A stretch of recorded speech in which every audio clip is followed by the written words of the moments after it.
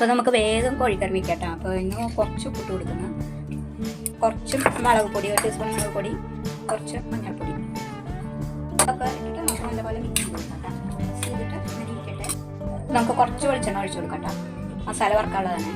ഈ മസാലകളാണ് ഇപ്പോൾ മല്ലിയുണ്ട്, ഉണക്കത്തേങ്ങ, പിന്നെ 2 പച്ചമുളക്, ഉള്ളി, വെളുത്തുള്ളി, കുരുമുളക്, ജീരകം, കറുവാപ്പട്ട, തക്കോല, മേലക്ക, ക്രാമ്പ്, നേല ഇതൊക്കെ ഇട്ടിട്ട് ഇട്ട് കൊടുക്കണം. വെളുത്തുള്ളി, പിന്നെ കുറച്ച് ഉണക്കമുളക്, കസ്കസ് ഒന്ന് വറുത്തെടുക്കാം.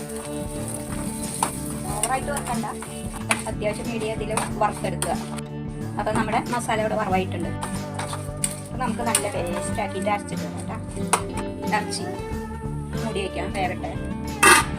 നമുക്ക് ഒരു സവാള അരിഞ്ഞത് ഇട്ട് കൊടുക്കാം കേട്ടോ.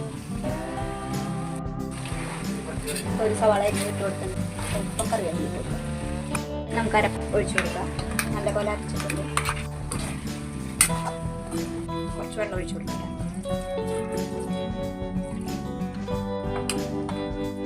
സിമ്മിൽ കിടന്ന് വേവട്ടെ. അപ്പം നമ്മുടെ ഇറച്ചിക്കറി റെഡി ചെയ്തിട്ടുണ്ട്. എല്ലാവരും ഇതേപോലെ ഉണ്ടാക്കി നോക്കണം, ഫീഡ്ബാക്ക് അറിയിക്കുക. ഉണ്ടാക്കി നോക്കാം, നല്ല അടിപൊളി ടേസ്റ്റ്, നല്ല മണമുണ്ട്. അപ്പോൾ എല്ലാവരും ലൈക്ക് ചെയ്യുക, ഷെയർ ചെയ്യുക, സബ്സ്ക്രൈബ് ചെയ്യാം കേട്ടോ.